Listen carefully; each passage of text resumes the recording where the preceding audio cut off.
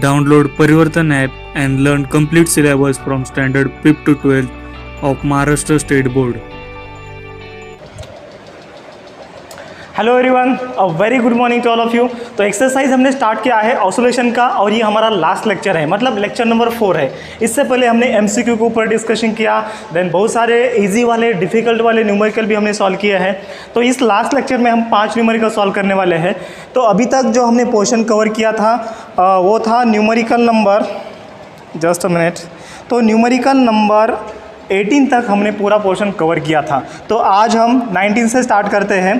तो 19 नंबर का न्यूमेरिकल ये रहा आपके स्क्रीन पर। The displacement of an oscillating particle is given by x equals to a sin omega t plus b cos omega t where a, b and omega are constant. Prove that the particle performs a linear SHM with amplitude a equals to √a² plus b²। बहुत ही easy वाला numerical है, composition of 2 SHM का। हालांकि ये जो part है 25% में ये डिलीट हो चुका है। तो ये न्यूमेरिकल बोर्ड के एग्ज़ाम में पूछा नहीं जा सकता, क्योंकि कंपोजिशन ऑफ जो SHM है, कंपोजिशन ऑफ 2 SHM का पार्ट डिलीट हो चुका है।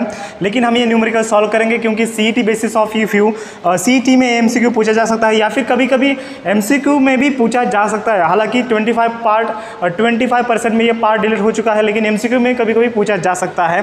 तो बहुत ईजी न्यूमेरिकल है, हम सॉल्व करेंगे। तो हमारे पास डिस्प्लेसमेंट का इक्वेशन है, लेकिन बोर्ड के एग्जाम में नहीं पूछा जाएगा। तो इस क्वेश्चन को आपको रॉन्ग करना है, मतलब कट करना है, क्योंकि 25% में ये पार्ट डिलीट हो चुका है। x equals to a sin omega t plus b cos omega t।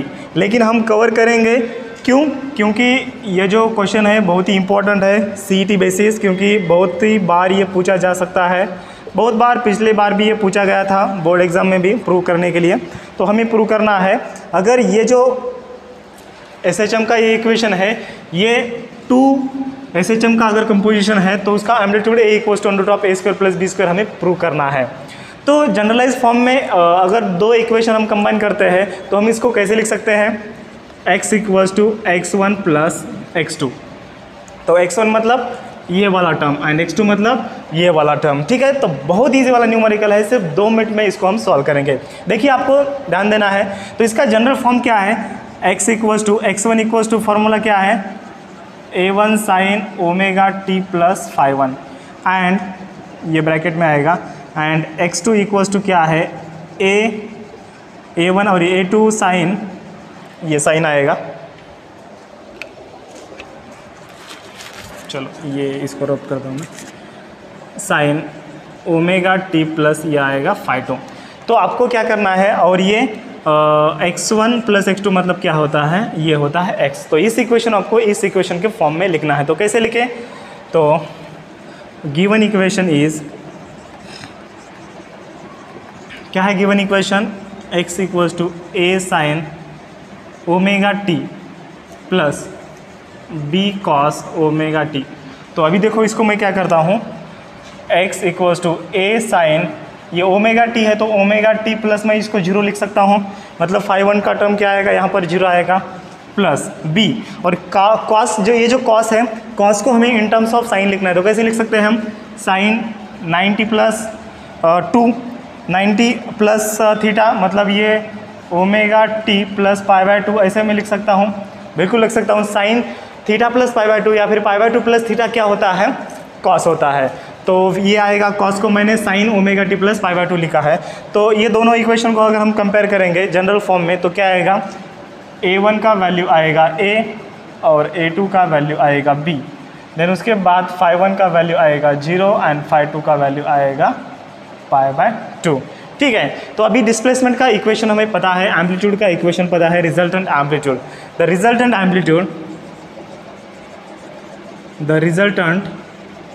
Amplitude is given by, तो रिजल्टेंट एम्पलीट्यूड का फॉर्मूला क्या है? r equals to √a1² plus a2²। ये फॉर्मूला हमने पढ़ाई मतलब स्टडी किया था, composition of 2 SHM, a1² plus a2² plus 2a1 a2 into cos of φ1 minus φ2 होता है, ठीक है। तो इस फॉर्मूला में आपको डायरेक्टली वैल्यू पुट करना है। a1 स्क्वायर कितना है, a1 मतलब a है तो ये आएगा a स्क्वायर, a2 कितना है, ये b है तो ये आएगा b square plus twice ab आएगा into cos five minus cos five one minus five two. तो फाइव वन कितना है, 0 है तो ये 0 माइनस और ये π/2 कितना आता है, ये आता है π/2। ये आपको दिख रहा है cos 0 माइनस π/2, आपको याद करना है, ठीक है। इसको मैं रब करता हूँ, सो टेक द स्क्रीनशॉट। चलो इसको मैं रब करता हूँ जो हमें गिवन चीज़ें दी होती हैं। तो अभी देखो इसको मैं ऊपर लिखता हूँ इस बक्से के ऊपर, तो r equals to under root of ये आता है a square plus b square plus twice ab cos ये 0 माइनस π/2 मतलब कितना होता है, माइनस π/2 होता है। और cos माइनस थीटा कितना होता है, cos माइनस थीटा होता है cos थीटा। तो cos π/2 कितना आता है, मतलब cos π/2 ये माइनस माइनस क्या होता है, माइनस हट जाता है और जस्ट cos थीटा बचता है। ये फॉर्मूला है cos of minus theta equals to cos theta होता है। तो ये cos π/2 कितना होता है, cos π/2 0 होता है, हमें पता है cos 90 का वैल्यू 0, तो a square plus b square plus twice ab into ये आएगा 0। तो ये पूरा बन जाता है 0 और बचता है a square plus b square और ये 0 बच जाता है। तो रिजल्टेंट एम्पलीट्यूड कितना आ गया, under root of a square plus b square. और हमें प्रूव क्या करना था, हमें प्रूव करना था जो रिजल्टेंट एम्पलीट्यूड होता है वो under root of a square plus b square होना चाहिए। तो ये हमारा न्यूमेरिकल प्रूव हो गया, हेंस प्रूव। ओके, तो अगर आप सिर्फ बोर्ड की प्रिपरेशन करेंगे तो ये न्यूमेरिकल बोर्ड एग्जाम में नहीं पूछा जाएगा, तो आपको इसको स्किप करना है एंड अगला न्यूमेरिकल की हम बढ़ते हैं। तो टेक द स्क्रीनशॉट। अभी हम क्वेश्चन नंबर 20 की ओर बढ़ते हैं। सो इसको आपको नोट डाउन करना है। अगर कोई भी आपको दिक्कत है, कोई भी प्रॉब्लम आ रहा है न्यूमेरिकल सॉल्व करने में, तो आप मुझे कमेंट वैसे कर सकते हैं, मैं पर्सनली आपको रिप्लाई दूंगा, ठीक है। तो क्वेश्चन नंबर 20 ये रहा आपके स्क्रीन पर। Two parallel SHMs represented by x1 equals to 5 sin 4 pi t plus pi by 3 centimeter and x2 3 sin 4 pi t plus pi by 4 centimeter are superposed on a particle. Determine the amplitude and epoch of the resultant SHM। ठीक है, तो यहाँ पर हमें दो SHM का equation दिया है, ये भी सुपरपोजिशन ऑफ वेव का फॉर्मूला है। 25% पोर्शन में ये पार्ट डिलीट हो चुका है, लेकिन हम कवर करेंगे। तो अगर आपको सिर्फ बोर्ड करना है तो ये दो न्यूमेरिकल आपको स्किप करना है, बाकी के न्यूमेरिकल आपको सॉल्व करना है, ठीक है। सिर्फ दो न्यूमेरिकल आपको स्किप करना है, लेकिन आप सीईटी की प्रिपरेशन करते हैं तो ये दो न्यूमेरिकल भी आपके काम आने वाले हैं। तो अभी क्वेश्चन मैं एक बार रिपीट करता हूँ। Two parallel SHM represented by, दो एसएचएम के इक्वेशन दिया है। फर्स्ट इक्वेशन क्या है, x1 इक्वल्स टू दिया है, मैं लिखता हूँ 5 sin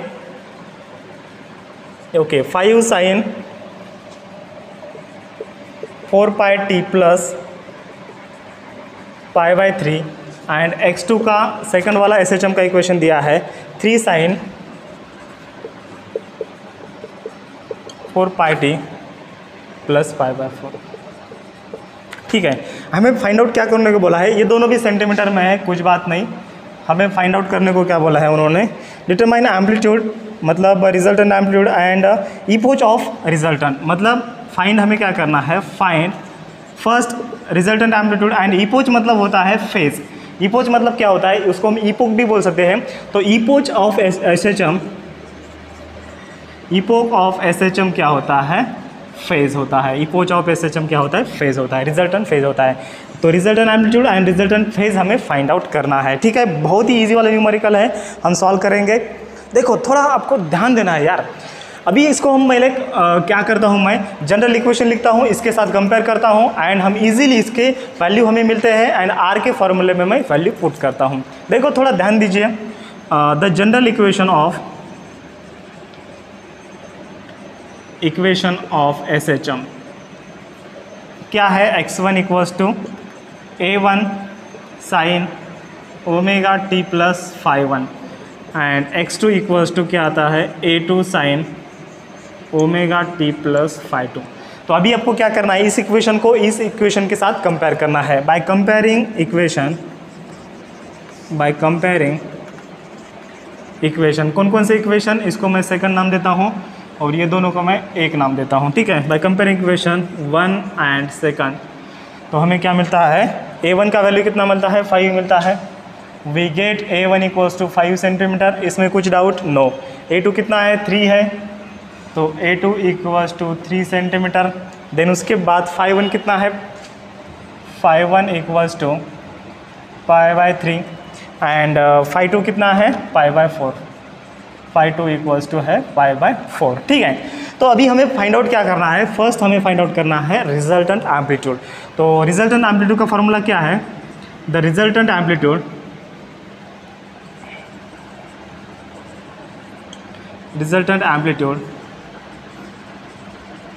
इज गिवन बाय, क्या है फॉर्मूला, अभी अभी हमने देखा था under root of R equals to under root of a1 square plus a2 square plus twice a1 a2 into cos of क्या होता है, φ1 माइनस φ2 होता है। ठीक है, कॉस ऑफ क्या होता है, φ1 माइनस φ2। ये थोड़ा मैं छोटे अक्षर में लिखता हूँ ताकि आपको समझ में आ जाए, कॉस ऑफ φ1 माइनस φ2 होता है। ठीक है, तो वैल्यू हमारे पास है, तो वैल्यू पुट कीजिए। a1 5 है तो 5 का स्क्वायर कितना आता है, 25 आता है, डायरेक्ट लिखता हूँ मैं। a2 कितना है, 3 का स्क्वायर कितना आता है, 9 आता है, प्लस 2 इंटू a1 कितना है, 5 है, देन ये 3 है, देन कॉस। अभी देखो यहाँ पर ये भैया, अभी इसको मैं कॉस φ1 माइनस φ2 है, तो ये π/3 मतलब कितना होता है, 60 डिग्री होता है, एंड π/4 मतलब कितना होता है, 45 डिग्री होता है डिग्री में। ठीक है, π/3 मतलब 60 डिग्री, π/4 मतलब 45, तो ये आता है 60 माइनस 45। ओके, तो क्या आएगा इसका कैलकुलेशन, अभी देखो 25 प्लस 9 कितना होता है, 34 होता है। यस, इसका एडिशन कीजिए, 34 आया। देन 5 3 15, 15 2 30, या ठिकाणी 30 येतील। Then after that cos of 60 minus 45 कितना होता है, 15 डिग्री होता है। ठीक है, तो अभी आपको इसका कैलकुलेशन करना है, तो आप पहले क्या कीजिए, इसका एक स्क्रीनशॉट लेना है आपको। So first of all take the screenshot, इसको मैं रब करता हूँ, उसके बाद आगे का प्रोसीजर करेंगे। ओके, सो लिया स्क्रीनशॉट, अभी इसको मैं रब करता हूँ। चलो हो गया रब। तो अभी इसको मैं ऊपर लिखता हूँ, r इक्वल्स टू क्या आता है, ये 34 प्लस ये 30 इंटू कॉस 15 का वैल्यू कितना है, मैंने यहाँ पर सॉल्व किया है, तो कॉस 15 का वैल्यू आता है, आप लॉग टेबल में देख सकते हैं, कॉस 15 का वैल्यू कितना आता है, कॉस 15 का वैल्यू आता है 0.9659। कितना आता है, 0.9659। कॉपी नहीं करने का, लॉग टेबल बुक में देखने का। ओके, इसका मल्टीप्लिकेशन करने का, इसका एडिशन करने का, फाइनल आंसर आता है 62.98। यहाँ तक का मैंने सॉल्व किया है, आप भी सॉल्व कीजिए। देन उसके बाद इसका अंडर रूट लॉग टेबल में देखने का, तो इसका अंडर रूट आता है 7.936 सेंटीमीटर। तो हमें एग्जैक्ट आंसर मिल गया है। एक बार मैं चेक कर लेता हूँ हमारा आंसर सही है या गलत है। तो ये आ गया हमारा एम्पलीट्यूड। तो बुक में क्या दिया है, एम्पलीट्यूड 7.936 दिया है, बिल्कुल हमारा आंसर करेक्ट है।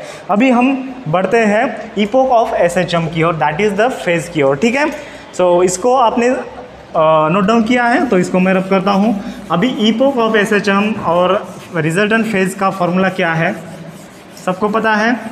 ओके, देखो epoch of SHM is given by, तो इसका फॉर्मूला क्या आता है, del equals to tan inverse में आता है। टैन इनवर्स ऑफ फॉर्मूला क्या है, A1 sine φ1 plus A2 sine φ2। Okay, then A1 cos φ1 and A2 cos φ2। Okay, तो टैन इनवर्स ऑफ, अभी देखो डायरेक्टली आपको वैल्यू पुट करना है एंड आंसर फाइंड आउट करना है। तो ये A1 5 है और ये साइन φ1 कितना है, साइन φ1 मतलब साइन 60 आता है, साइन 60 डायरेक्ट में लिखता हूँ, प्लस A2 कितना है, A2 है 3, तो 3 एज इट इज पुट कीजिए। देन साइन φ2 मतलब कितना है, 45 है। ओके, A1 कितना है, 5 है, देन ये कॉस 60 आएगा प्लस 3 इंटू ये कॉस कितना आएगा, 45 आएगा। तो अभी आपको साइन 60 का वैल्यू, साइन 45 का वैल्यू, कॉस 60 का वैल्यू, कॉस 45 का वैल्यू आपको पुट करना है एंड कैलकुलेशन आपको करना है। तो बाय यूजिंग लॉग टेबल इसकी वैल्यू पुट कीजिए। इसको मैं रब करता हूँ, आपने ऑलरेडी इसका स्क्रीनशॉट ले रखा है, तो बहुत जल्दी ही हम इसको ख़त्म कर देंगे।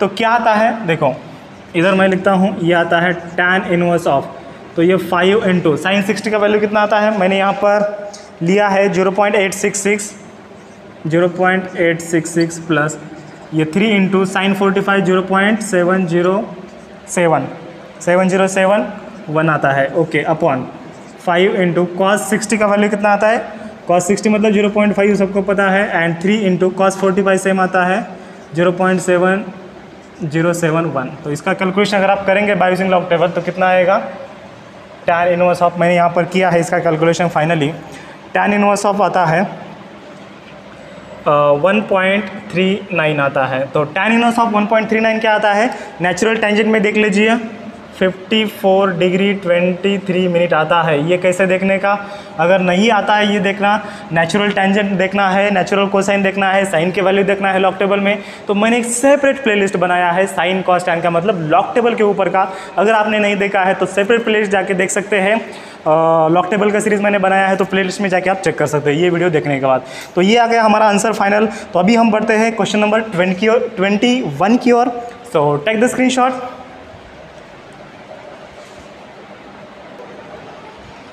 तो क्वेश्चन नंबर 21 ये रहा आपके स्क्रीन पर, और ये जो क्वेश्चन है ये कंपलसरी में आता है, 25% में डिलीट नहीं हो चुका है, तो ये कंपल्शन में आता है। तो अभी इसको हम सॉल्व करेंगे। क्वेश्चन नंबर 21 ये रहा आपके स्क्रीन पर, थोड़ा बड़ा वाला न्यूमेरिकल है लेकिन हम सॉल्व करेंगे। A 20 centimetre wide thin circular disc of mass 200 gram is suspended to a rigid support from a thin metallic string by holding the rim of the disc. The string is twisted through a 60 degree and released. It now performs the angular oscillations of period 1 second. Calculate the maximum restoring torque generated in the string under undamped condition. Use pi cube equals to 31. तो बहुत ही easy वाला ये numerical है। तो इसका पहले हम given data लिख लेते हैं। तो हमें क्या दिया है, तो क्वेश्चन एक बार मैं रिपीट करता हूँ। 20 centimetre wide thin circular disc दिया है। देखो यहाँ पर एक सर्कुलर डिस्क है जिसका डायमीटर कितना है, 20 सेंटीमीटर है, ओके, ये एक डिस्क है, थिन है, चलो, एंड इसका जो मास है, मास भी दिया है। तो डायमीटर ऑफ स्ट्रिंग की डिस्क दिया है 20 centimetre, then mass of disc दिया है 200 ग्राम। तो अभी इसको क्या किया है, suspended to a rigid support from a thin metallic string. तो एक थिन मेटेलिक स्ट्रिंग को इसको मैंने टाइट किया है एंड देन एक रिजिड सपोर्ट को इसको मैंने बांध दिया है, ओके। देन उसके बाद by holding the rim of disc the string twisted through a 60 degree and released. तो स्ट्रिंग को क्या हुआ, स्ट्रिंग को मैंने क्या किया, ट्विस्ट किया 60 डिग्री से। तो थीटा कितना आता है, थीटा 60 डिग्री आता है। Then it now performs angular oscillations of a period. तो टाइम पीरियड कितना दिया है, इसका टाइम पीरियड कितना आता है, 1 सेकंड आता है, जब मैं इसको 60 डिग्री से ट्विस्ट करता हूँ, okay. Calculate the maximum restoring torque generated in the string under undamped condition. तो हमें टाउ मैक्स मतलब मैक्सिमम टॉर्क कितना जनरेट हो चुका है ये हमें फाइंड आउट करना है। बहुत ही इजी है। तो पहले जो गिवन डेटा दिया है इसको हम पहले क्या कर लेते हैं, SI यूनिट में कन्वर्ट कर लेते हैं, ठीक है।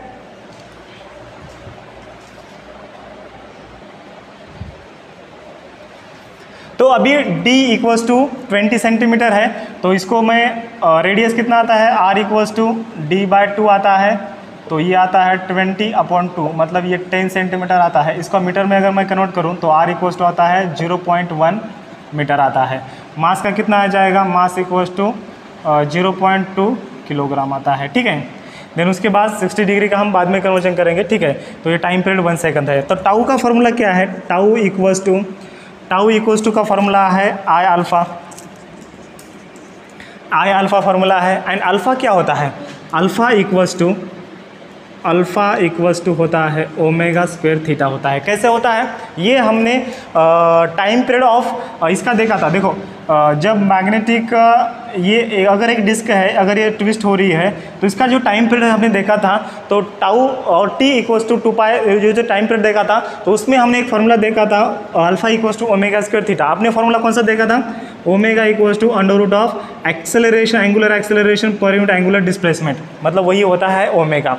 तो इन टर्म्स ऑफ अल्फा क्या आएगा, इसका स्क्वायरिंग करने के बाद omega in terms of alpha क्या आएगा, अल्फा इक्वल्स टू आता है ये ओमेगा स्क्वायर इंटू ये थीटा यहाँ पर आता है, ठीक है। तो ये फार्मूला हमने स्टडी किया था। अगर आपको याद नहीं आ रहा है तो ये मैंने डेरिवेशन जब लिया था time period of time period when disc is rotating, okay, तब मैंने दिया था।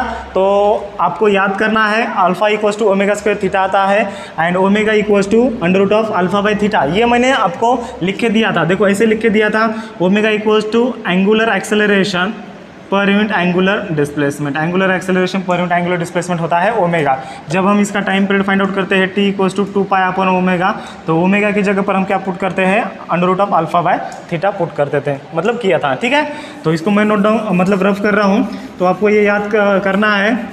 चलो अभी अल्फा का वैल्यू क्या है, ओमेगा स्क्वायर थीटा, मैं यहाँ पर रख देता हूँ I as it is, alpha का वैल्यू ओमेगा स्क्वायर थीटा आएगा। देन ये आता है टाउ मैक्स, ठीक है। तो अभी आय पता है हमें, अगर डिस्क का है तो डिस्क का मोमेंट ऑफ इनर्शिया क्या आता है, हमने रोटेशनल डायनामिक्स में स्टडी किया था या नहीं किया था, बिल्कुल किया था। तो आई का वैल्यू आता है, इसको रब करता हूँ मैं, आई का वैल्यू कितना आता है, यम आर स्क्वायर बाय 2 आता है। हमने स्टडी किया था the moment of inertia of disc about an axis passing through its centre, तो एम आर स्क्वायर बाय 2 आता है। ओमेगा मतलब कितना आता है, 2 पाई बाय टी, इसका स्क्वायर आ गया।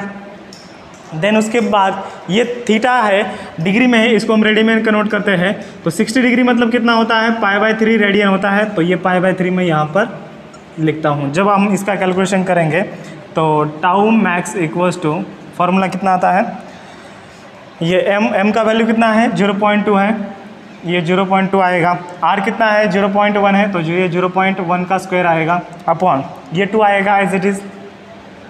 देन ये 2 पाई और ये टी कितना है, 1 सेकंड है, तो 2 पाई अपॉन 1 इसका स्क्वायर आएगा एंड ये आएगा पाई बाय 3 आएगा, ठीक है। तो ये 0.2 और ये 2 कैंसिल होते हैं, यहाँ पर ये 0.1 बचता है, तो 0.1 इंटू 0.1 ये 0.1 का क्यूब होता है। ये यहाँ पर देखिए 2 का स्क्वायर कितना है, 4 है, और ये पाई स्क्वायर आएगा और ये आएगा पाई अपॉन ये आएगा 3 आएगा, ठीक है।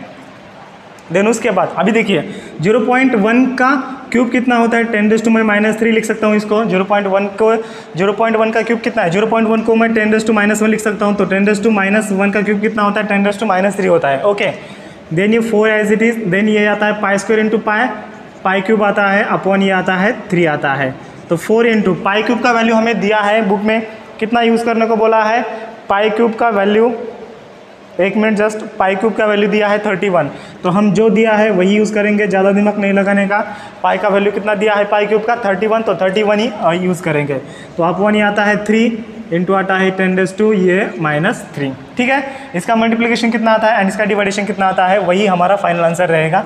तो इस बक्से में मैं आंसर लिख रहा हूँ, इस बक्से में, तो टाउ मैक्स इक्वल्स टू, इसका मल्टीप्लिकेशन कीजिए एंड डिवाइडेशन कीजिए। मैंने किया है, यहाँ पर कितना आ रहा है, यहाँ पर 41.33 इंटू 10⁻² आता है -3 न्यूटन मीटर में, और 0.04133 न्यूटन मीटर में आता है टाउ मैक्स, ठीक है। तो ये आंसर है फाइनल, तो आपको नोट डाउन करना है। अभी हम बढ़ते हैं क्वेश्चन नंबर 22 की ओर, तो तब तक इसका एक स्क्रीनशॉट लीजिए। तो क्वेश्चन नंबर 22 ये रहा आपके स्क्रीन पर, बहुत ही सिंपल क्वेश्चन है एंड बहुत ही प्यारा सा क्वेश्चन है, एंजॉय करके पढ़ेंगे। Find the number of oscillation performed per minute by a magnet is vibrating in the plane of uniform field of 1.6 into 10⁻⁻5 weber per metre square. The magnet has moment of inertia 3 into 10⁻6 kilogram per metre square. यहाँ पर देखो moment of inertia का जो unit है ये wrong दिया है, तो किलोग्राम पर मीटर स्क्वायर नहीं आ सकता, किलोग्राम इंटू मीटर स्क्वायर आता है। एंड मैग्नेटिक मोमेंट दिया है 3 एम्पियर मीटर स्क्वायर, ठीक है। बहुत ही प्यारा सा न्यूमेरिकल है, इसको हम सॉल्व करेंगे। क्वेश्चन नंबर 22 बहुत ईजी वाला है, तो आज इसको हम ख़त्म कर देते हैं। थोड़ा अंधेरा आ सकता है लेकिन आज हम इसको फिनिश ही कर देंगे। तो देखो, find the number of oscillation perform per minute by a magnet vibrating in the plane of uniform magnetic field. तो हमें गिवन डेटा क्या दिया है, what is given and what we have to find out. Given data, तो पहले हम given data लिखते हैं। तो मैग्नेटिक फील्ड स्ट्रेंथ कितने दी है, B 1.6 into 10⁻⁻5 weber per metre square, okay. B दिया है। Then magnet has a moment of inertia दिया है आई दिया है मैग्नेट का moment of inertia 3 × 10⁻⁻⁶ kg।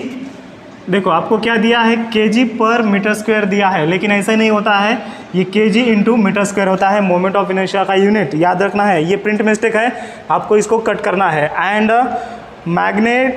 Magnetic moment दिया है 3 एम्पियर मीटर स्क्वायर, तो m दिया है 3 एम्पियर मीटर स्क्वायर। एंड हमें फाइंड आउट क्या करना है, number of oscillation perform per unit minute, per minute मतलब हमें फ्रीक्वेंसी फाइंड आउट करना है। We have to find out frequency, but oscillations per minute में हमें फ्रीक्वेंसी फाइंड आउट करना है। बहुत ही ईजी है, हम फाइंड आउट करेंगे। देखो टाइम पीरियड, जब मैग्नेट वाइब्रेट होता है तो मैग्नेट का टाइम पीरियड क्या होता है, the time period of magnet, time period of vibrating magnet, oscillating और वाइब्रेटिंग मैग्नेट कितना होता है, हमने पढ़ा था T = 2π ×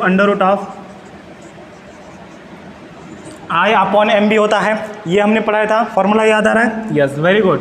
चलो अभी आगे हम बढ़ते हैं, लेकिन हमें क्या करना है, फ्रीक्वेंसी फाइंड आउट करना है। कैसे, देखो टाइम पीरियड एंड फ्रीक्वेंसी ये क्या होते हैं, इनवर्सली होते हैं। तो frequency of oscillation is given by, तो फ्रीक्वेंसी ऑफ ऑसिलेशन क्या आता है, n = आता है 1/t आता है। तो इसका रेसिप्रोकल लेना है, इसको इन्वर्स करना है, तो क्या आएगा, ये 2π नीचे जाएगा एंड इसको आपको क्या करना है, उल्टा घुमाना है। तो mb ऊपर I नीचे, तो ये क्या आएगा, mb ऊपर और I नीचे। चलो अभी फ्रीक्वेंसी हम फाइंड आउट कर लेते हैं, हमें फ्रीक्वेंसी ही फाइंड आउट करना है। ये f मतलब क्या है, फ्रीक्वेंसी है, उसको हम n से डिनोट करते हैं या फिर n से या फिर f से डिनोट करते हैं। तो अभी देखिए n = 1/2π है,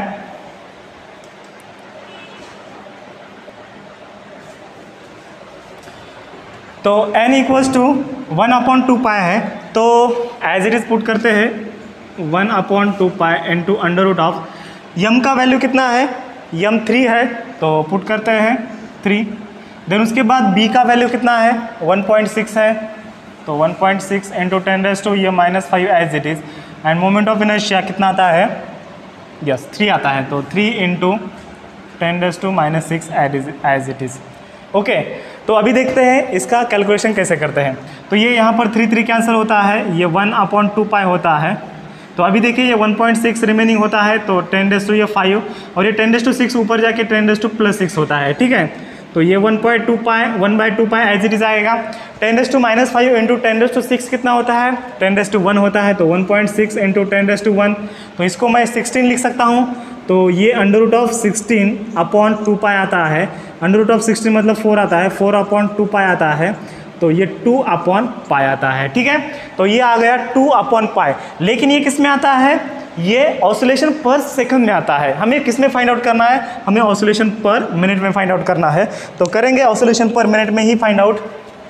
तो इसको आपको नोट डाउन करना है या फिर इसका आपको एक स्क्रीनशॉट लेना है।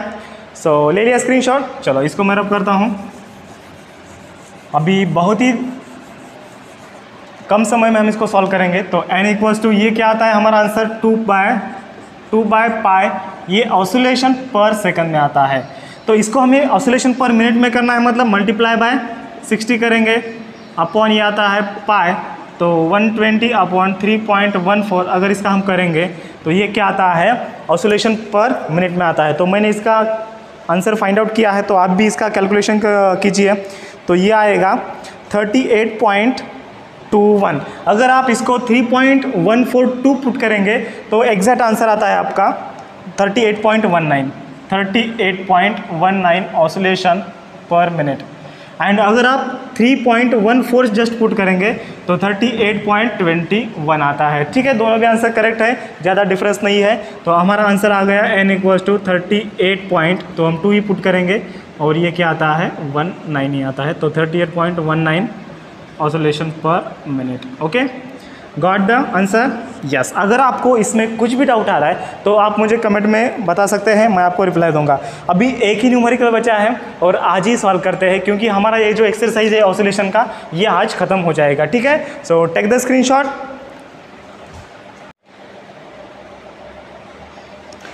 चलो अभी एक ही न्यूमेरिकल हमारा बचा है, that is the question number 23। बहुत दिखने में बड़ा दिखता है लेकिन बहुत ईजी वाला न्यूमेरिकल है।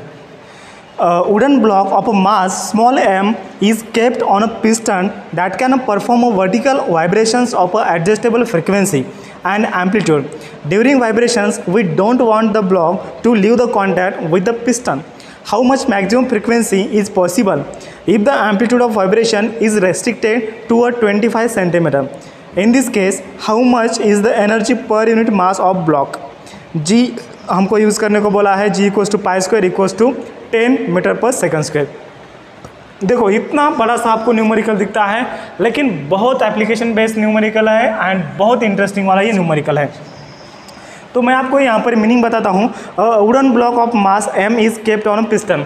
तो पिस्टन पता है, सिलेंडर के अंदर एक पिस्टन होता है, तो पिस्टन के ऊपर एक मास जिसका एक वुडन ब्लॉक मतलब एक लकड़ी का जो बक्सा है, ब्लॉक है जिसका मास m है, तो उसको हमने पुट किया है। और ये जो सिलेंडर है, ये जो पिस्टन है, ये सिलेंडर के अंदर क्या होता है, ये सिलेंडर के अंदर क्या करता है, ये सिलेंडर के अंदर क्या करता है, ऑसिलेट करता है, वाइब्रेट होता है। तो आगे उन्होंने क्या बताया है, on a piston that can perform vertical vibrations. तो ये क्या करता है, वर्टिकल वाइब्रेशन मतलब वर्टिकल ऑसिलेशन परफॉर्म करता है, ऊपर जाता है नीचे जाता है, ऊपर जाता है नीचे जाता है। मतलब ये जो एग्जांपल है पेट्रोल इंजन या फिर डीजल इंजन होता है, जो इंजन होते हैं पिस्टन अप डाउन होता है, यही वाला एग्जांपल है, ठीक है। Then during vibration we don't want the block to leave the contact. तो वाइब्रेशन ऐसे होने चाहिए, ये जो ब्लॉक है ये ब्लॉक ऐसे मतलब सरकना नहीं चाहिए, ये ब्लॉक ने इसका जो कॉन्टैक्ट है ये कॉन्टैक्ट लीव नहीं करना चाहिए, ये कंडीशन हमें दिया है। लेकिन मैक्सिमम जो एम्पलीट्यूड दिया है ये कितना दिया है, मैक्सिमम जो एम्पलीट्यूड दिया है गिवन में हमें, सो गिवन डेटा ये हमें दिया है 25 सेंटीमीटर। ओके, तो 25 सेंटीमीटर दिया है। तो हमें फाइंड आउट क्या करना है, फर्स्ट हमें फाइंड आउट करना है मैक्सिमम फ्रीक्वेंसी। तो हमें एन मैक्स फाइंड आउट करना है एंड देन सेकंड हमें फाइंड आउट करना है energy per unit mass of block, और एनर्जी पर यूनिट ये ब्लॉक का मास हमें फाइंड आउट करना है। बहुत ही ईजी है। तो 3 केसेस है, हम स्टडी करेंगे। देखो 2 मिनट आपको यहाँ पर ध्यान देना है, तो इसको मैं थोड़ा रब करता हूँ और 3 केसेस हम स्टडी करेंगे। तो ये आपको एप्लीकेशन तो समझ में आ गया। ओके चलो, ये पिस्टन है और इस पिस्टन के ऊपर ये मास ब्लॉक है वुडन का जिसका मास m है। तो ये है इसका मीन पोजीशन, तो ये मीन पोजीशन है। तो ये मीन पोजीशन से ये सिलेंडर ये जो पिस्टन ये ऊपर जाएगा एंड ये ब्लॉक ऐसे ऊपर रहेगा और ये एक बार ये नीचे जाएगा इसके, ठीक है। ये सेम है, ये सेम पिस्टन है और सेम ब्लॉक है जिसका मास m है, जिसका मास m है। तो ये अपर एक्सट्रीम पोजीशन हो गया, अपर एक्सट्रीम, इसके ऊपर पिस्टन नहीं जाएगा एंड ये लोअर एक्सट्रीम पोजीशन, इसके नीचे पिस्टन नहीं जाएगा, लोअर एक्सट्रीम।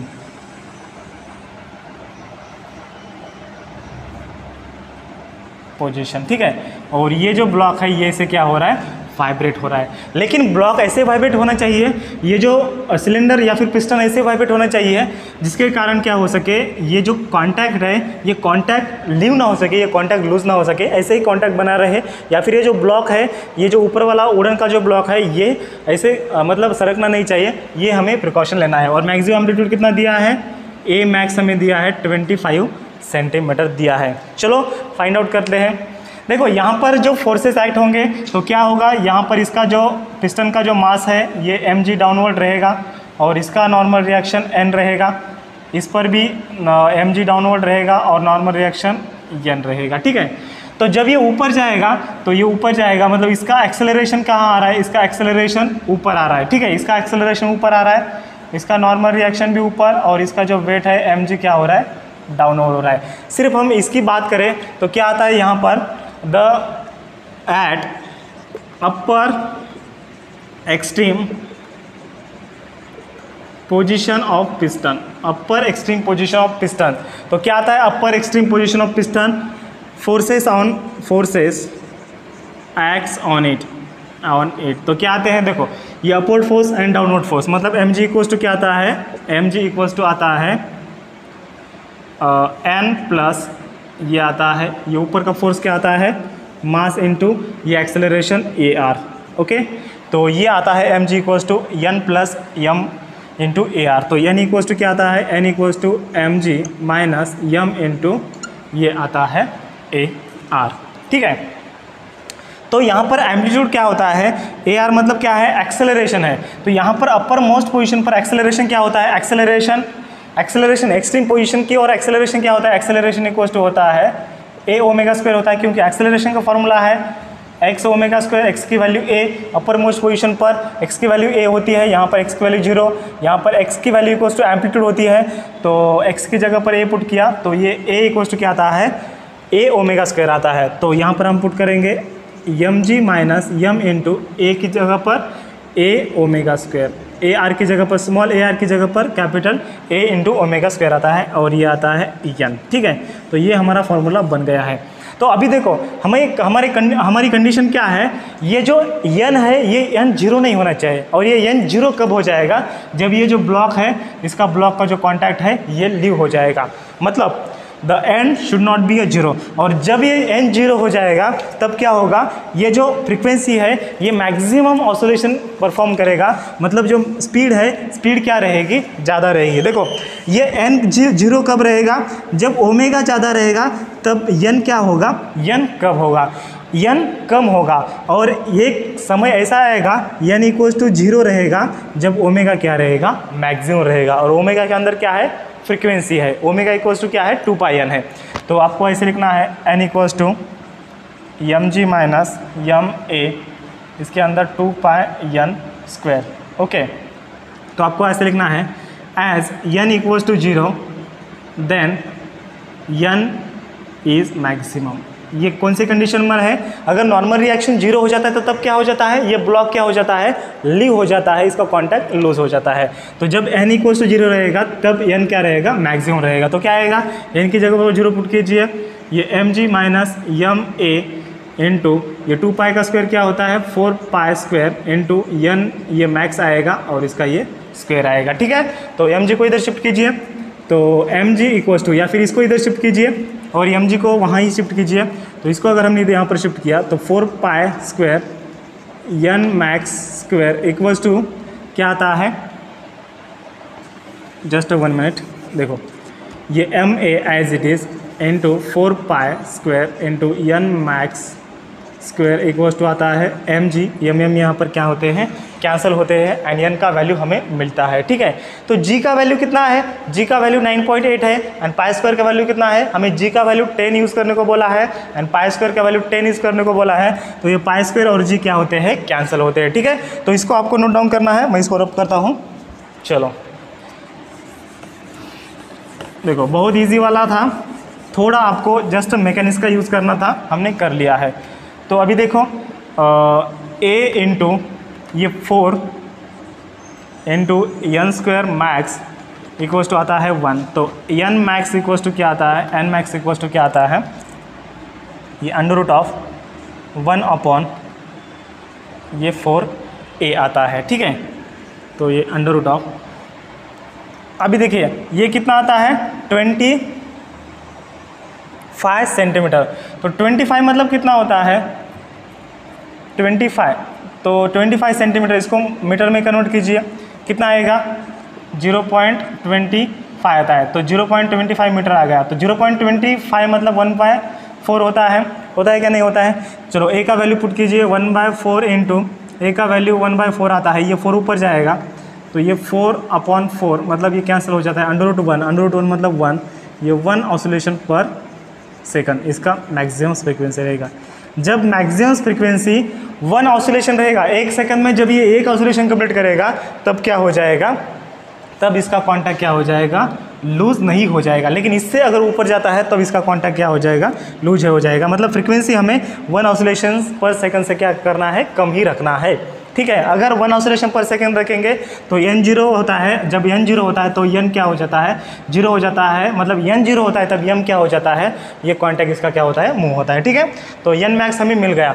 अभी हमें क्या करना है, एनर्जी पर यूनिट मास हमें फाइंड आउट करना है, बहुत ईजी है, हम फाइंड आउट करेंगे। सो टेक द स्क्रीनशॉट, चलो 2 मिनट में हम फाइंड आउट करेंगे, बहुत समय हो गया है। चलो आज के दिन आपको एडजस्ट करना पड़ेगा।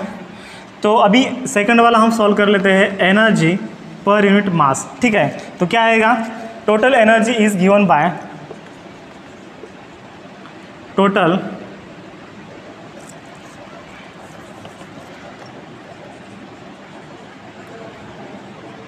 एनर्जी इज गिवन बाय, तो टोटल एनर्जी क्या होती है ऑसिलेशन में, total energy equals to 1/2 m a omega square होती है, बराबर है। तो यहाँ पर हमें total energy per unit mass बोला है, तो मास को इधर शिफ्ट करेंगे तो ये आएगा energy per unit mass equals to क्या बचता है हाफ, और ये a और ये ओमेगा स्क्वायर बचता है। तो हाफ a का वैल्यू कितना है, a का वैल्यू है 1/4, तो इसको मैं 1/4 पुट करता हूँ, और ये ओमेगा मतलब ये 2 पाई और ये n स्क्वायर आएगा, ठीक है। तो 2 पाई n का स्क्वायर क्या आएगा, 2 मिनट में इसको क्या सॉल्व करता हूँ मैं अभी। चलो, तो अभी ये आएगा ये 1/4, तो ये आएगा 1/8, ठीक है। और ये आएगा इसका स्क्वायर मतलब ये आता है 2 पाई का स्क्वायर 4 पाई स्क्वायर, n का स्क्वायर n स्क्वायर, n का वैल्यू कितना है 1 है, तो 4 ये पाई स्क्वायर।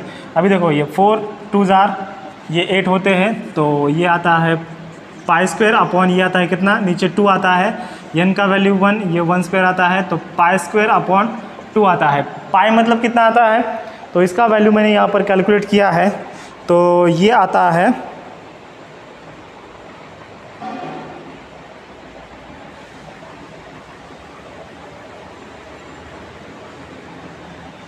तो एक गड़बड़ यहाँ पर आपका हो गया है फॉर्मूला में, ये half m a square omega square होता है, तो यहाँ पर ये स्क्वायर आएगा, तो a का स्क्वायर मतलब क्या होता है, ये 1 कितना होता है, ये 1/16 होता है, तो ये आता है 1/16। तो अभी देखो यहाँ पर क्या होता है, तो ये 16 और ये कितना होता है, ये 32 होता है, यहाँ पर ये आएगा 32, तो ये 4 और ये यहाँ पर ये कितने बचते हैं, 8 बचते हैं, ठीक है। देन उसके बाद ये पाई स्क्वायर, देन उसके बाद यस 8 बचते हैं, देन पाई स्क्वायर अपॉन 8 आता है, ठीक है। तो वैल्यू क्या आता है final, pi square upon 8, yes pi का वैल्यू आप कितना लग सकते हैं, पाई स्क्वायर का वैल्यू एंड पाई का वैल्यू आप लिख सकते हैं 10 नियरली इक्वल टू 10 लिख सकते हैं, या फिर 9 पॉइंट समथिंग लिख सकते हैं। तो 10 अपॉन ये 8 कितना आता है, ये यहाँ पर आंसर मैंने फाइंड आउट किया है 1.25 आता है, आता है नहीं आता है, यस बिल्कुल आता है। तो ये आ गया जूल पर केजी में, ठीक है। थोड़ा हमारा गड़बड़ हो गया था, कौन सा गड़बड़ हो गया था, फॉर्मूला में टोटल एनर्जी होता है half m a omega a square omega square होता है, मैंने गड़बड़ में a ओमेगा स्क्वायर लिख दिया था। तो हमारा आंसर आ गया है यहाँ पर एनर्जी पर यूनिट मास, तो energy per unit mass equals to कितना आता है 1.25 जूल पर केजी, ये जूल पर केजी आ गया है। तो इसी तरह से हमारा ये एक्सरसाइज फाइनली ख़त्म हो चुका है। बहुत मतलब थोड़ा वक्त गुजर गया है, लेकिन हमने फाइनली इसको कवर किया है। तो एक विनती है, इस वीडियो को लाइक करना है एंड ये टोटल एक्सरसाइज का जो प्लेलिस्ट है पूरा देखना है, 2 बार देखना है, 3 बार देखना है, क्योंकि अगर आप फिजिक्स में स्कोर करना चाहते हैं तो न्यूमेरिकल बहुत ही इंपॉर्टेंट होते हैं। एंड इस वीडियो को ज़्यादा से ज़्यादा अपने दोस्तों के साथ शेयर करना है। अभी तक अपने चैनल को सब्सक्राइब नहीं किया है तो सब्सक्राइब करना है। Thank you. Download Parivartan app made by Super Excellence Academy to watch more curriculum videos.